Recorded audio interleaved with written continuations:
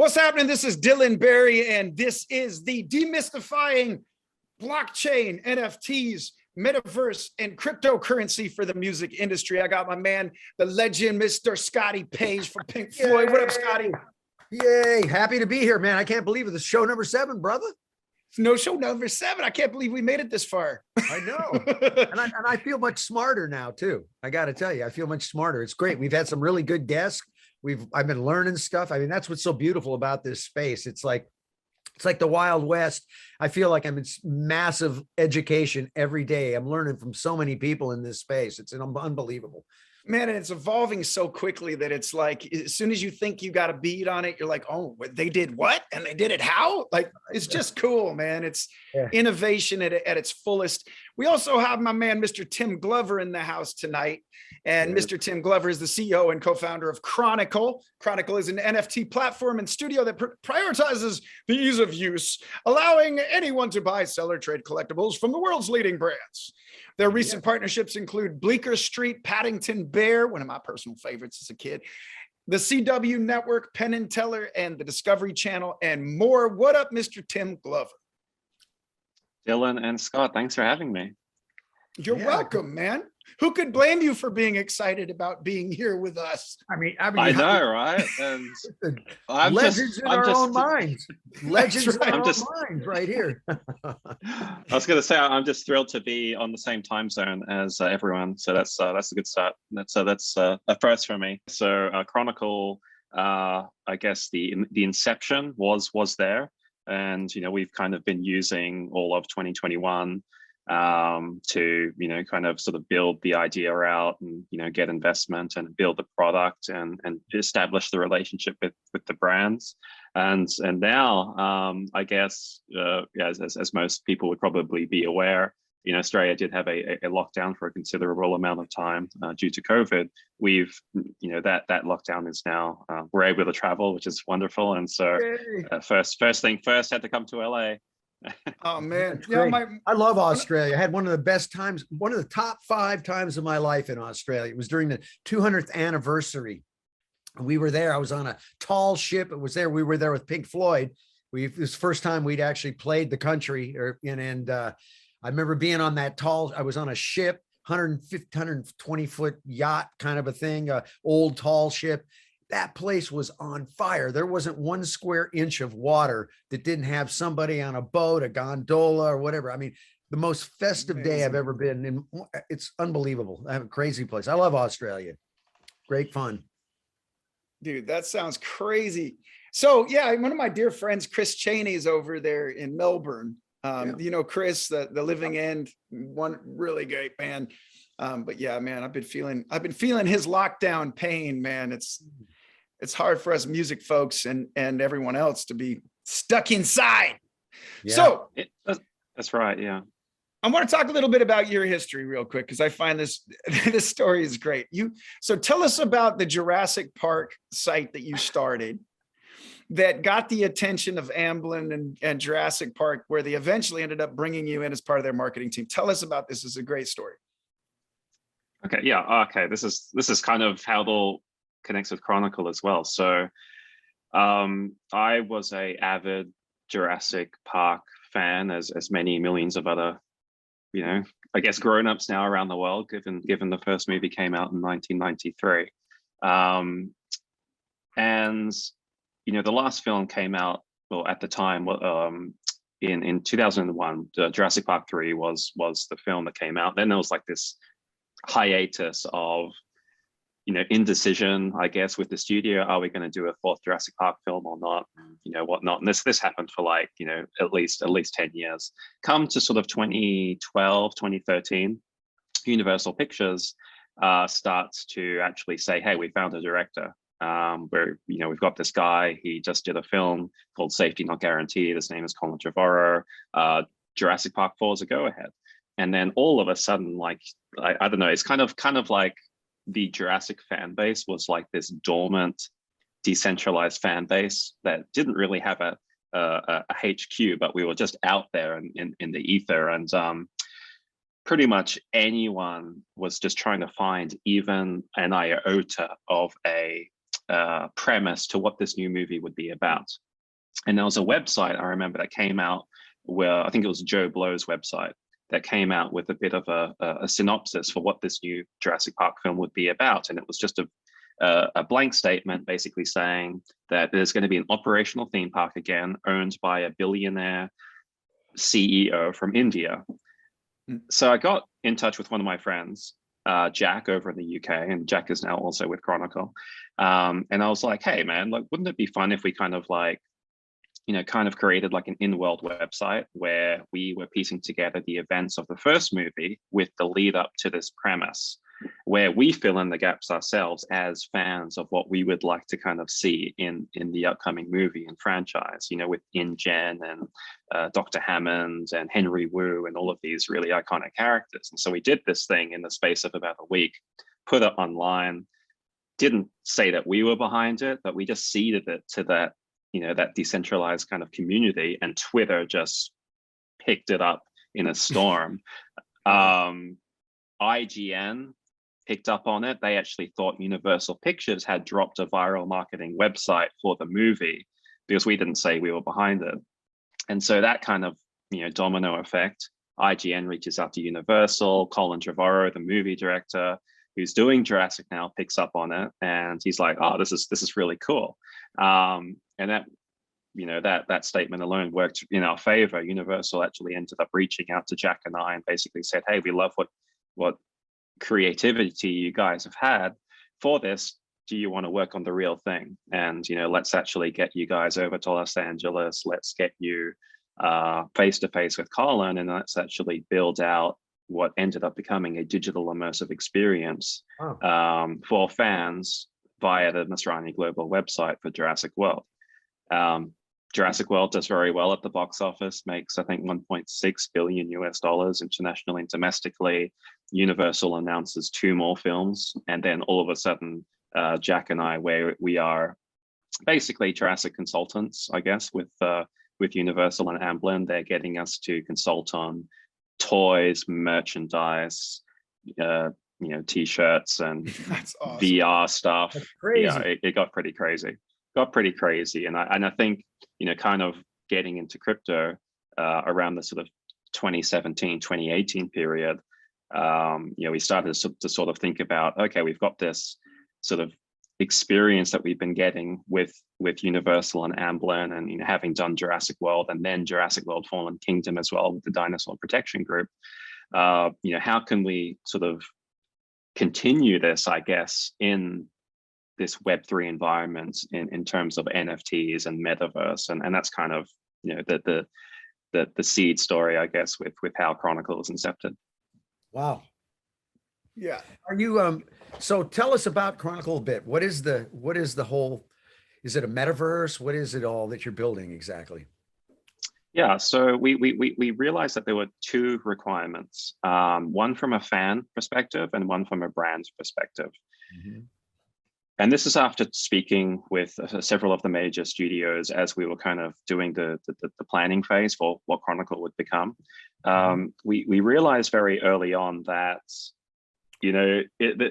there's kind of an entry barrier to getting into NFTs, particularly on OpenSea. You have to be very familiar with crypto.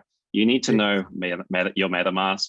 You have to know how to use Ethereum. You got to hold on to your private keys. You have to be willing to forego a $50 minimum gas transaction.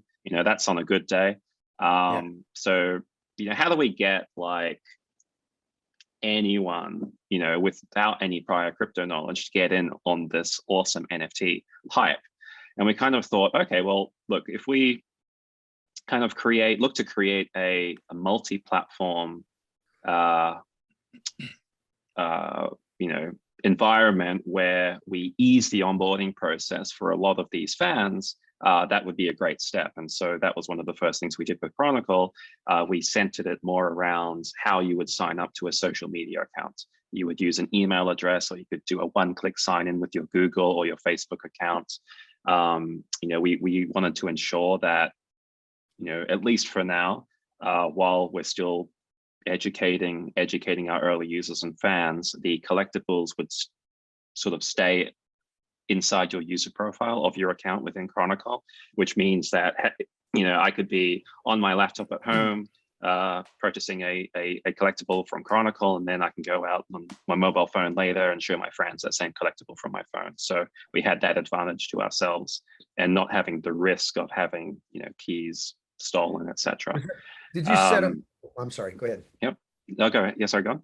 I was just going to, so is there a custodial wallet kind of an idea where you're managing the NFTs in your wallet, and then people are actually, and then you're pointing to it. So you basically bypass that part of the wallet. Is that how it works? Yeah, think of Chronicle almost trying to do what Coinbase did for getting people into Bitcoin and crypto. Made it very easy. You just, you know, signed up with like an email account, and Coinbase is kind of looking after your funds for you. We wanted to do the same thing with Chronicle. Basically, we're the custodian of those collectibles for the user. And in our roadmap is certainly this idea where we would, you know, love to sort of open that up as well, and allow people to sort of, you know, send them to their MetaMask and everything through time.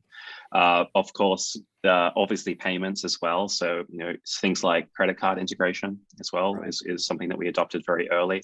More recently, within the last few weeks, we did integrate Circle's USDC system as well. So for those that are familiar with crypto and have the USDC stablecoin, they can bring that into Chronicle as well. We have the store, the shop front, we have auctions, we have a secondary marketplace that's opening very shortly. But one of the most important things that we ended up doing was that we ended up looking at several different blockchains of, you know, what should we be looking to build on? And we knew that we needed something that was a bit different to Ethereum, something that was cheaper and faster and could provide a better user experience. Because at the end of the day, we are we're you know, we've taken the decision, I guess, to pay for the smart contract fees because we are the custodian. And so we ended up building on an Ethereum virtual machine known as Aurora, which was built by Near Protocol. And that had its advantages as well, not only because it was faster and cheaper, but because they actually have a tree planting program to do with carbon offsets of their blockchain network. And, you know, that's been very important for a lot of the brands that we've been speaking to who are kind of, you know, looking at this space, but not exactly sure how to get into it. And that kind of comes to the second part of why Chronicle exists. So the first part is kind of, you know, making it easy for fans to get access to NFTs and digital collectibles. The second part is that we are a full service offering for these real world brands to get into the space. So we do have an animation team. We do have, you know, all of kind of the creative directors that, you know, think about what collections we can do. And basically, hand in hand, we work with the brand to identify, you know, what is nostalgic about their property, what would people want to collect, and we bring that into Chronicle. So just looking at that was a lot. So let me just try to go back and unpack some of that. So basically, you're making it more accessible to people on a street level, which is very important. I just, you know, our friend from Nomad Boulevard gifted me a Nomad, and it took us 4 tries to get it into my wallet because I was confused. I was like, well, do you want the OpenSea address or do you need but then it's the you know, the MetaMask. And then I was like, well, no, the MetaMask's in OpenSea, and then it's and it was just like, well, fuck, I just want it. Just give it to me. So I see you solve a problem with that. Obviously, big brands are trying to be socially conscious, and they should. There's a lot of public backlash if you aren't paying attention to the environment and doing the right thing. So I applaud you for that. That's great. That has been my biggest gripe with Ethereum and you know, proof of work and these things. To people that don't know anything about this space, when you process something, there's a thing called a gas fee, which is essentially all of these computers are using power. And that's the problem, is that because of the power consumption, it's bad for the environment. So a lot of these other blockchains are starting to improve on that, right? Polygon and these other blockchains that don't use proof of work and they don't use as much computing power. And I think a lot of companies are migrating to that. Because there's a general consensus that, oh, it's Ethereum, it's Bitcoin. It's like they're first to the space, and so they must be the best. And they're working on it right now, though. They're all working on it. Ethereum's going to lower those gas prices. They know they have to do that. For sure. A lot of stuff going in that direction right now. And Scotty, they have a big head start on a lot of other people because they're the dominant people. So I think they'll get it right. And I think that they've been, I applaud them as well for working so hard on it. This is a race to make the best business model, right?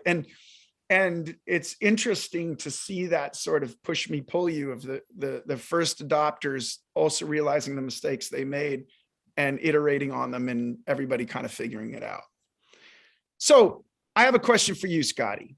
Yes, sir.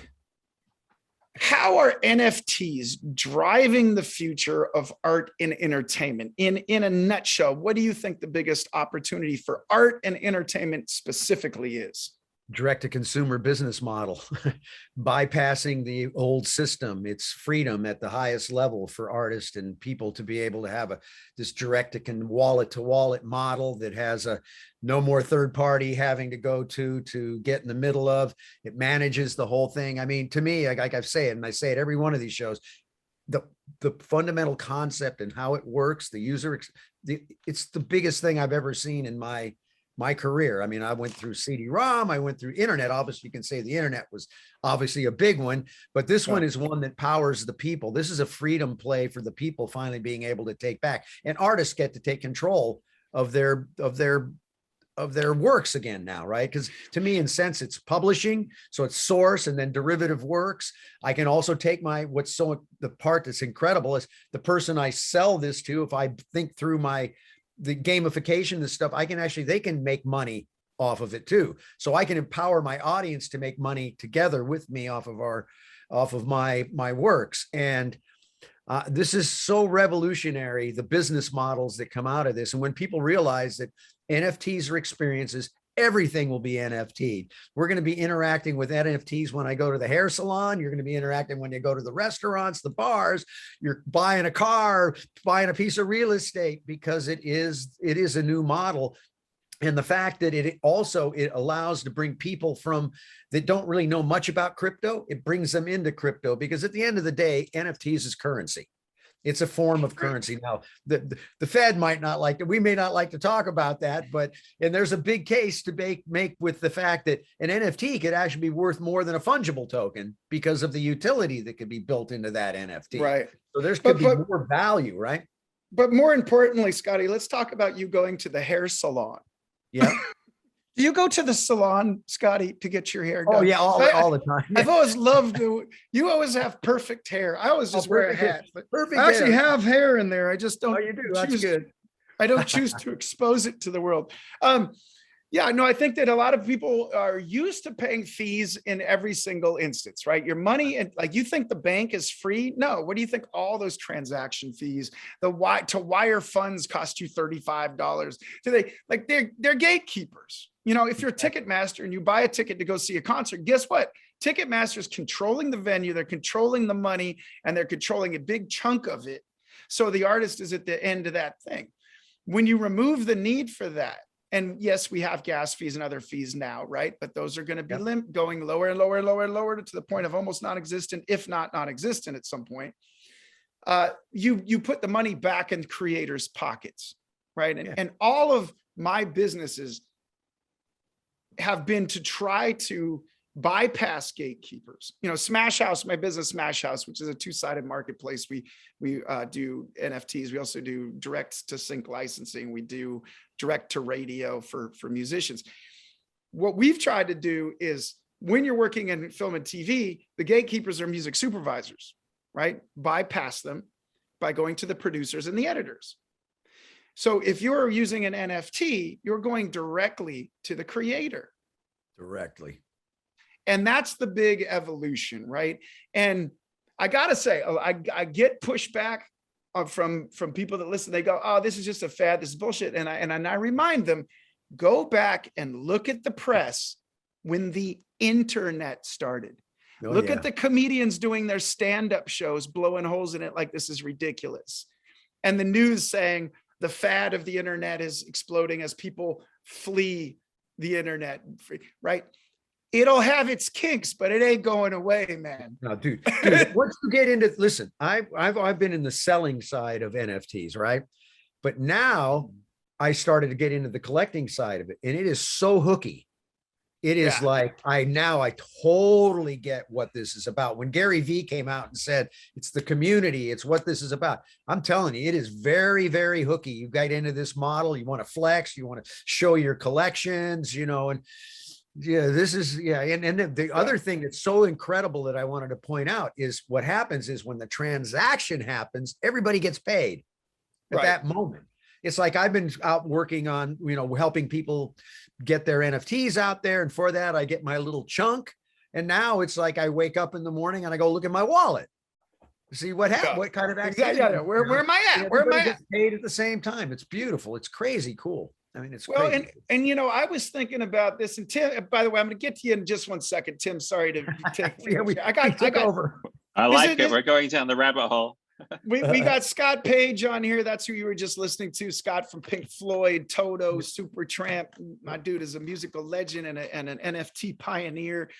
We got Tim Glover, who's the CEO and co-founder of a company called Chronicle. It's an NFT platform that works with very large brands like Paddington and Discovery and so on and so forth.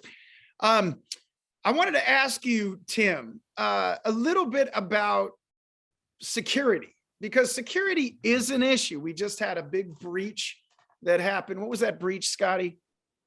I don't know which one you're talking about. There's been lots of different ones. No, there was a big one where they took like 40 million and then they returned the funds or something. I can't remember the name of it. Yeah, I mean, that's probably one of the biggest issues is, you know, we're going to hear about people losing these things and, you know, somebody's going to get broken into. And I mean, that's probably the scariest part. I think the most important thing anybody can learn in this crypto stuff is how to secure and manage your stuff in a you know, a secure way, you know, hardware wallets, all that kind of stuff. So it's very important.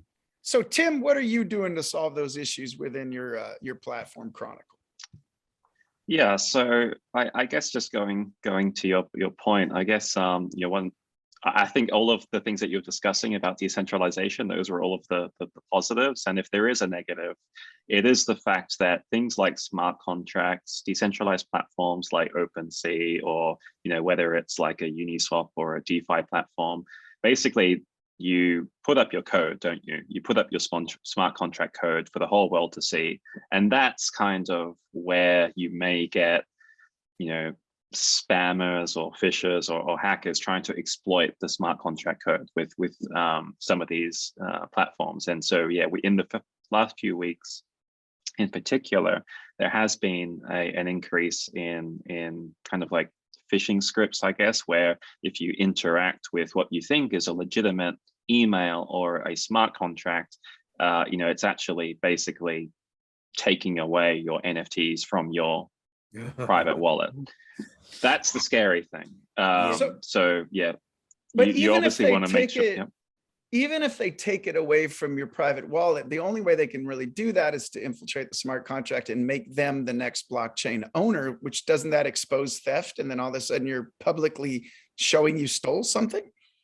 Correct. And, you know, there's certainly ways where many of these platforms could basically be like, hey, we've identified you straight away. The whole world can see it. We're not going to let you interact on our platform anymore. However, that probably doesn't resolve the situation for the person that got their NFT stolen from. And so sorry to cut you off, but there's two things that pop into my mind. Two new business models that came out of this: insurance, right? And what was the other one? I had it. Insurance. Well, it's insurance and security, but it also makes you know, technology people once again extremely powerful in this ecosystem, right? You know, technology has been the number one thing in the last 20 years, well, forever, but 20 years. That these are the power players. These are the people making the most money in the fulfillment side, and I find that really interesting. Yeah, the geeks are going to inherit the world. The geeks inherit the world, right? They're the ones that are owning. Okay, I was going to say, enforcement and insurance. Because if you can insure your business platform, let's say we insure Chronicle, right? So that if this does happen, you take care of it. The same way that if money's taken out of my Chase bank account by fraudulent or my Capital One credit card, they just put it back in because they've got a whole system to mitigate that risk, right? The one thing those companies don't have, and that Web3 doesn't have, is they never go after the perpetrators. I've talked to the bank about this because I've had my identity stolen so many times. They never go after the perpetrators, so they just write it off. So if somebody out there is listening that wants to make $1 billion, let's come up with some insurance that covers Web3, and let's come up with a way to go and prosecute the people that steal it. It'll make it a safer place. You'll make $1 billion, and I want 10%. No doubt.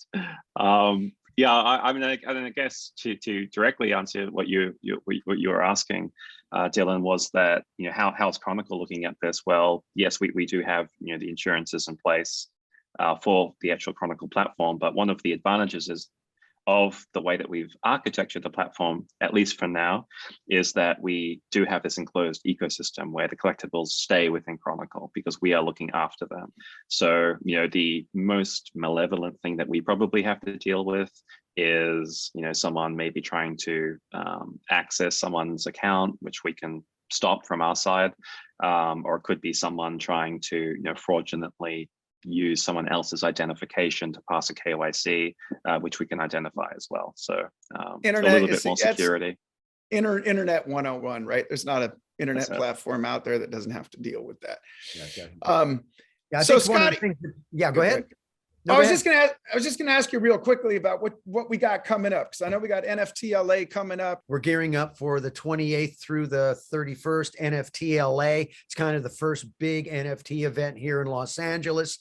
We're Think NFT is we're basically took over the Wisdom, this incredible 5-dome park. Indoor outdoor park where we're going to be doing crazy shows. I can't talk about the second night because it's a really big deal we have going on the second night. It's going to be announced here pretty quick, but we're doing on the 29th is our night where I'm actually working on my my Floyd experience drops. So I have some things that'll be going to be going on there. We're going to be streaming into the metaverse. We're doing live streaming. It's going to be a crazy night.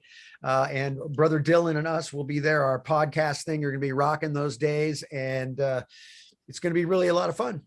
Come on down and shout us out, man. Yeah.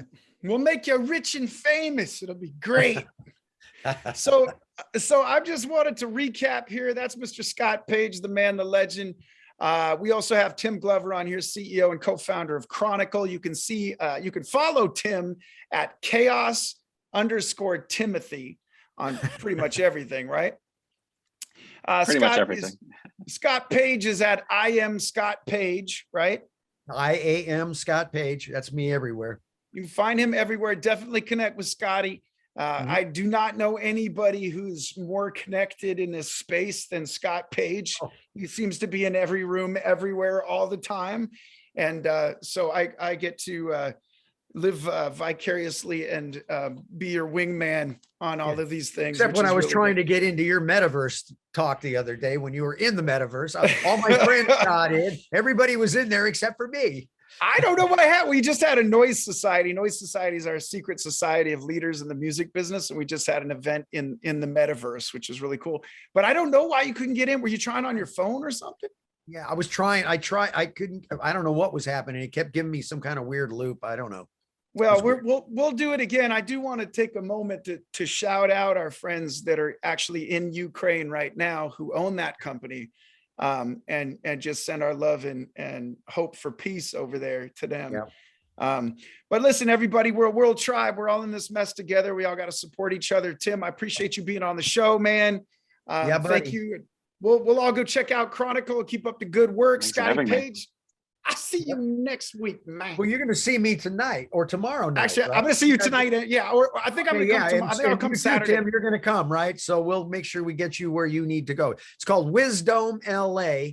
Wisdom LA. We play there. We do our Think X show with Steve Perkins, Jane's Addiction, from Jane's Addiction, Nord Fisher, Kenny Olson, all of us. We do this crazy Think Floyd show in a 360 immersive dome. We're doing that tonight and tomorrow night. And Tim's coming because he's got to come down and check this out. And hopefully, I'm definitely coming. All right, It beautiful. It is wicked. I've been to it and I sat on the couch and just geeked out for good 3 hours. And you had this, what was the singer that does it? Roberta. Yeah. Roberta was out with us on Floyd. Yeah, she does a good job. Brother, it's really good to see you. Tim, good to meet you, man. This is the NFT, blockchain, cryptocurrency, and Web3 for the music industry podcast. And we are going to brand this thing with a new name and get it right soon. But, we're kind of busy. So we're trying to do everything all at once. Yep. You can find me at Dylan Berry Official on Instagram. I also do SoundCloud Radio. Catch me on SoundCloud Radio every Friday on Dash Radio on SoundCloud.